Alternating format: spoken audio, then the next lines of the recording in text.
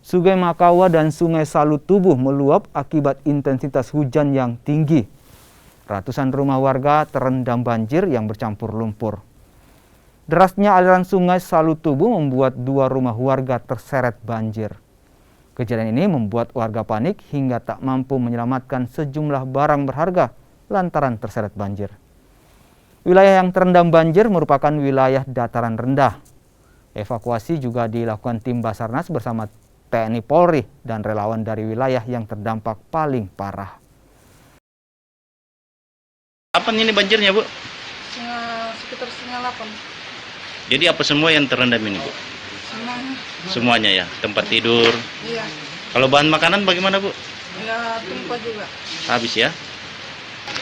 Untuk persawahan sekitar 70 hektar untuk sementara.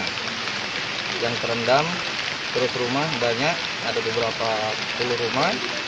Kalau yang di Sipeba sementara dicek sama anggota ke sana. Katanya ada rumah yang hanyut ya, Pak? Iya, 2. Apakah ada warga mengungsi, Pak?